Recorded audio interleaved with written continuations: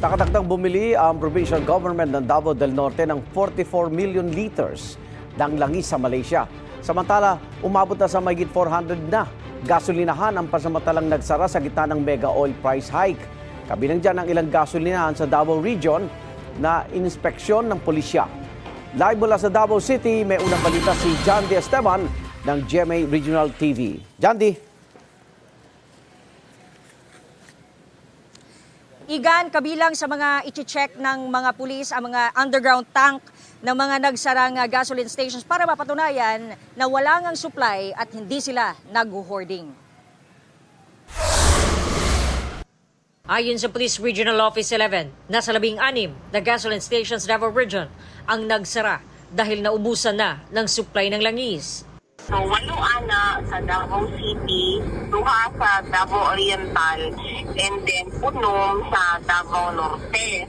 Kunya, ang reason nga nung nag-close sila kay shortage sa supply. Alinsunod sa utos sa Department of Energy, kabilang sa monitoring ng PRO 11, ang pag-check sa mga underground tank sa mga nagsarang gasolinahan at mapatunayang wala na itong supply. Sinisiguro din nila na wala itong itinatagong supply ng langis. Recommend sa DOE nga, pwede daw may mag-request of dating sa underground tanks para ma-check kay dapat naa sa 10 to 15% lang ang total capacity. Kung tinuod ba dyan na shortage na sa supply, makarecommend lang ni nga during sa checking, kani ang among nagitan, so DOE na mo kung unsay buhaton anak. Samantala, ang provincial government ng Davao del Norte nakatakdang bumili ng 44 million liters ng langis sa Malaysia. Ito upang masiguro ang supply sa probinsya. Wala pa rin kasiguruhan kung kailan matatapos ang gera sa Middle East. Ayon sa gobernador, ang naturang hakbang ay pagsisiguro na magpapatuloy ang serbisyo ng government agency sa probinsya. Ang king wala nagdumili nga mitando o misugot sa atong hangyo nga mo purchase ta og diesel gikan sa Malaysia. Kay dili man ta pwede nga muhulat og kano sa musira ang gripo. Kunya usa pa ta maning gamot. Taas kayo ang panahon nga gikinahanglan para ta makapalit og diesel. So, pinoproseso na anya ito ng provincial government.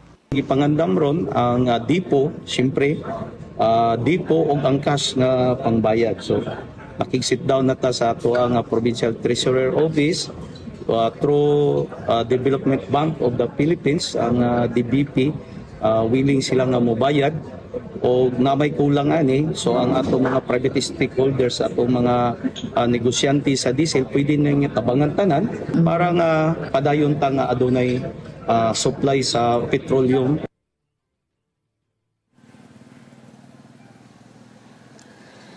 Igan, nagsagawa naman ng transport strike ngayong umaga ang Davao Transport Workers, commuters at iba pang concerned groups dito sa Davao City. Nakikiisa sila sa transport or nationwide transport strike at protestang bayan laban sa walang humpay na pagtaas ng presyo ng langis. Panawagan nila na tanggalin ang value-added tax sa fuel products at ibang basic commodities. Igan.